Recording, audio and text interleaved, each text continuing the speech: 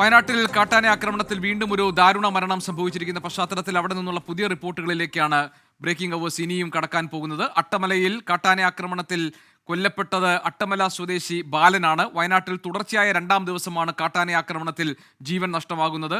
വളരെ ഗൗരവത്തോടു കൂടി കാണേണ്ട ഒരു വിഷയമായി ഇത് മാറിയിരിക്കുന്നു. അട്ടമല എന്നത് വയനാട്ടിലെ ദുരന്തബാധിത മേഖലയാണ്. ദുരന്തത്തിന് ശേഷം കാട്ടാന ആക്രമണം എന്ന നിത്യ സംഭവമായി മാറിയിരിക്കുന്നു എന്ന് പ്രദേശവാസികൾ പറയുന്നു. അട്ടമലയിൽ നിന്ന് ആളുകളെ നേരത്തെ തന്നെ വലിയൊരു വിഭാഗം ആളുകളെ കുടിയൊഴിപ്പിച്ചതാണ്. അവിടെ ഏതാനും ആദിവാസി കുടുംബങ്ങൾ മാത്രമായിരുന്നു അട്ടമലയിൽ ഉണ്ടായിരുന്നത്. അവർക്കാണ് കാട്ടാന ആക്രമണത്തിന്റെ ഭീഷണി ഇപ്പോൾ ഉള്ളത്. അതിൽ ഒരു യുവാവ് കൊല്ലപ്പെട്ടിരിക്കുന്നു. കടുത്ത പ്രതിഷേധം നാട്ടിൽ ഉയർന്നു വരുന്നു എന്നതുകൂടി നമ്മൾ മനസ്സിലാക്കണം. ഇപ്പോൾ മരിച്ച ബാലന്റെ മൃതശരീരം അവിടെ പുതപ്പിച്ച് കിടത്തിയിരിക്കുന്നു. ആദിവാസി സമൂഹത്തിലെ ബാലന്റെ ബന്ധുക്കളും അതോടൊപ്പം തന്നെ അയൽവാസികളുമായവർ അവിടെ എത്തിയിട്ടുണ്ട്. ഉദ്യോഗസ്ഥർ അവിടെ എത്തിയോ എന്ന കാര്യം പരിശോധിക്കണം. വയനാട്ടിൽ ഇത്തരം കലിയടങ്ങാതെ കാട്ടാന ആക്രമണത്തിൽ കൊല്ലപ്പെടുന്നവരുടെ എണ്ണം കൂടുന്നു. ആ ഭീഷണിയിൽ കഴിയേണ്ടി വരുന്ന സാഹചര്യം ജനങ്ങൾക്കുണ്ട്. എന്താണ് വനംവകുപ്പ് ഈ വിഷയത്തിൽ ഇനി സ്വീകരിക്കാൻ പോകുന്ന സമീപനം? നാട്ടുകാരുടെ പൊതുവായിട്ടുള്ള പ്രതികരണം എന്താണ് എന്നതിലേക്ക് നമുക്ക് പോകാം. സുർജിത്ത് അയ്യപ്പൻ നമ്മളോടൊപ്പമുണ്ട്. സുർജിത്ത്, ഈ അട്ടമല എന്നത് ദുരന്തബാധിത മേഖലയാണ്. അവിടെ നിന്ന് ദുരന്തത്തിന് ശേഷം അവിടെയുള്ള ഒട്ടുമിക്ക ആളുകളെയും കുടുംബങ്ങളെയും അവിടെ നിന്ന് ഒഴിപ്പിച്ചിരുന്നു. ഞാൻ മനസ്സിലാക്കുന്നത് ഏതാനും ആദിവാസി കുടുംബങ്ങൾ മാത്രമായിരുന്നു അവിടെ അവശേഷിച്ചിരുന്നത് എന്നാണ്. ഇന്നിപ്പോൾ വനമന്ത്രി നടത്തിയിരിക്കുന്ന ഒരു പ്രസ്താവന ആദിവാസികളല്ലാത്തവർ എന്തിനാണ് വനത്തിൽ പോകുന്നത് എന്നതുകൂടി പരിശോധിക്കണമെന്നാണ്. എന്താണ് നാട്ടുകാരുടെ പ്രതികരണം? ഇത് നിരന്തരം ഒരു സംഭവമായി മാറുകയാണല്ലോ.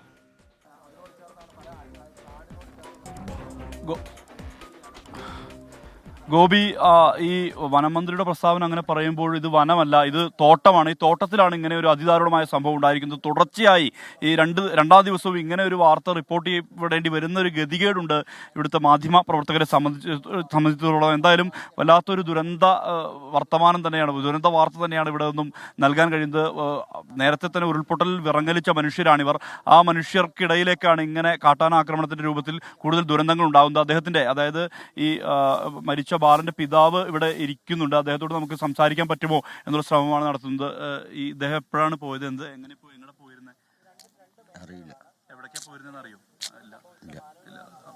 എന്തായാലും അദ്ദേഹം സംസാരിക്കാൻ പറ്റിയ ഒരു മാനസികാവസ്ഥയിലല്ല എന്നുള്ളതാണ് മനസ്സിലാക്കുന്നത്. എന്തായാലും ഈ ആളുകൾ ഉൾപ്പെടെയുള്ളവരുടെ ചേരുന്നുണ്ട്. ഇവരൊക്കെ ഒരുമിച്ച് കോളനിയിൽ കഴിയുന്ന, തൊട്ടപ്പുറത്തുള്ള കോളനിയിൽ കഴിയുന്ന ആളുകളാണ്. അവിടേക്ക്, ആ വീട്ടിലേക്ക്, അദ്ദേഹത്തിൻ്റെ ഊരിലേക്ക് പോകുന്ന വഴിയാണ് ഇങ്ങനെ ഒരു ദുരന്തം ഉണ്ടായിരിക്കുന്നത് എന്നുള്ളതാണ് നമുക്ക് മനസ്സിലാക്കാൻ കഴിയുന്നത്. ഇവിടെ ഇപ്പോൾ ജനപ്രതിനിധികൾ ഉൾപ്പെടെയുള്ളവർ ഇവിടെ ഉണ്ട്. ഈ മേഖലയിൽ നിരന്തരം പ്രശ്നങ്ങൾ ഉണ്ട് എന്നുള്ളതാണ്. ജനപ്രതിനിധികൾ അടക്കമുള്ള ആളുകൾ ഇവിടെ ഉണ്ട്. എന്തായാലും ഈ മൃതദേഹം ഇവിടെ ഇപ്പോൾ കിടത്തിയിരിക്കുകയാണ്. എന്ത് നിലപാടാണ് സ്വീകരിക്കാൻ പോകുന്നത്, എന്ത് നടപടിയാണ് സ്വീകരിക്കാൻ പോകുന്നത് എന്നുള്ള കാര്യത്തിൽ ഇനിയും വ്യക്തതയില്ല. ഇവിടെ എല്ലാവരും വളരെ ദുഃഖഭരിതമായൊരു അന്തരീക്ഷം നിലനിൽക്കുന്നു. അതാണ് നമുക്ക് കാണാൻ കഴിയുന്നത്. ഈ കാട്ടാനശല്യം വലിയ രീതിയിലുള്ള പ്രശ്നം ഉണ്ടാക്കുന്ന ഒരു പ്രദേശമാണ്. എന്താണ് ഒരു അവസ്ഥ പറയുന്നത്? ഇതിപ്പോൾ പ്രോപ്പറായിട്ട് നമുക്ക് ഇതിൻ്റെ സംവിധാനം എവിടെ ഇല്ല. ഇപ്പം നമ്മളെ 3 വാർഡുകളിലായിട്ട് കാട്ടാനൻ്റെ വലിയ തോതിലുള്ള പ്രയാസമാണ് ഇപ്പോൾ അനുഭവിക്കുന്നത്. ദുരന്തം കഴിഞ്ഞപ്പോൾ അതിനുശേഷം മൃഗശല്യങ്ങളാണ്. അതിന് സംവിധാനം കാണണം, സർക്കാർ ഇടപെട്ടിട്ട് ഇതിനൊരു സംവിധാനം കാണണം എന്നാണ് അതുമായിട്ട് ബന്ധപ്പെട്ട്. ഈ പ്രദേശത്ത് ഈ തീർച്ചയായിട്ടും, അതായത് ഉരുൾപൊട്ടലിന് ശേഷം കാട്ടുമൃഗങ്ങൾ ഒരുപാട് അധികരിച്ചിട്ടുണ്ട്. നമ്മൾ ചൂരമല ടൗണിൽ സ്കൂളിൻ്റെ തൊട്ട് ബാക്കിലുള്ള വീട് അംസപ്പുക്ക എന്ന് പറയും, അയാളുടെ വീട്ടിൽ തെങ്ങൊക്കെ നശിപ്പിച്ചു പോയി. ഇന്നലെ CM ലത്തീഫ് എന്ന ഒരു CPIൻ്റെ നേതാവാണ്. അയാളുടെ വീട്ടിൽ വന്നിട്ട് അയാളുടെ തെങ്ങും ഏലക്ക്, നല്ല കർഷകനാണ്, കർഷക അവാർഡ് നേടിയ ആളാണ്. അയാളുടെ വീട്ടിൽ വന്ന് ഏലകൃഷി നശിപ്പിച്ചു, തെങ്ങ് നശിപ്പിച്ചു. ഇതൊക്കെ നശിപ്പിച്ചു. ഇപ്പോൾ മൃഗങ്ങൾ കണ്ടമാനം അധികരിച്ചിട്ടുണ്ട് ചൂരമല പ്രത്യേകിച്ച്. അപ്പോൾ അതിന് ശാശ്വത പരിഹാരം എന്നുള്ളത് ഫെൻസിങ് പോലുള്ള മാർഗ്ഗങ്ങളാണ്. ഇപ്പോൾ HML അവസ്ഥ നിങ്ങൾ ചിന്തിക്കും, ആദ്യം ക്ലിയർ ആയിട്ടുള്ള തോട്ടങ്ങളായിരുന്നു.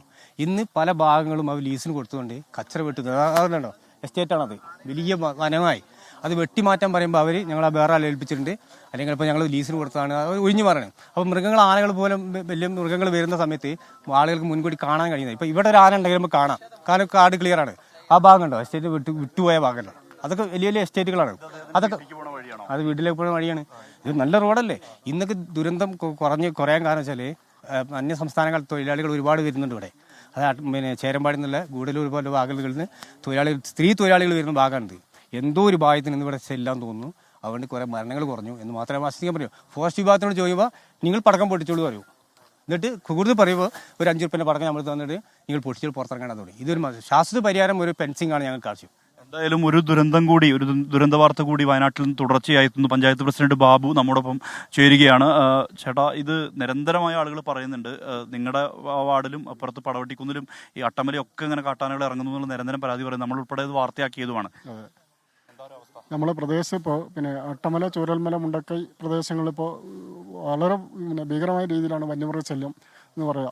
കാരണം നമുക്കിപ്പോൾ ഉരുൾപൊട്ടലുണ്ടായതിനു ശേഷം ഈ പ്രദേശം ഒറ്റപ്പെട്ട് പോയൊരു പ്രദേശം കൂടിയാണ്. അതുകൊണ്ട് ജനവാസം ഇല്ലാത്തതുകൊണ്ട്, വെളിച്ചം മറ്റും ഇല്ലാത്തതുകൊണ്ട് തന്നെ വന്യമൃഗങ്ങൾ ഏത് സമയത്ത് ഇറങ്ങി നടക്കുന്ന ഒരു സാഹചര്യമുണ്ട്. നമ്മളെ പിന്നെ ഏറാട്ടുകുണ്ട് ഉന്നതിയിലുണ്ടായിരുന്ന ഒരു ചെറുപ്പക്കാരനാണ് ഇവിടെ മരണപ്പെട്ടുള്ളത്.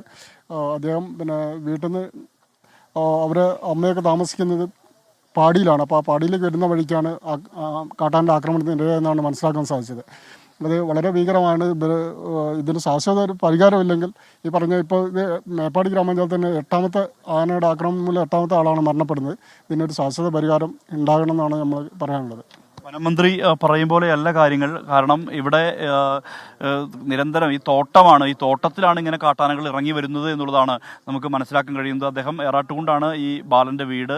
ആ വീട്ടിൽ നിന്ന് ഇവർ താമസിക്കുന്നത് പാടികളിലാണ്. പാടിയിലേക്ക് അദ്ദേഹം വരുന്ന വഴിയാണ് ഇങ്ങനെ ഇന്നലെ രാത്രി കാട്ടാനാക്രമണം ഉണ്ടായത് എന്നുള്ളതാണ് നാട്ടുകാർ ഉൾപ്പെടെയുള്ളവർ ഇവിടെ പറയുന്നത്. ആളുകളെ സംബന്ധിച്ച് വലിയ രീതിയിൽ സ്വാഭാവികമായും ഉണ്ടാകുന്ന ഒരു അമർഷം ഉണ്ടാകും. കാരണം നേരത്തെ പടവട്ടിക്കുന്നിലൊക്കെ നമ്മൾ വരുമ്പോൾ അവർ പറയുന്നുണ്ട് അവരുടെ ഏലകൃഷിയെല്ലാം നശിപ്പിക്കുന്ന ഒരവസ്ഥ.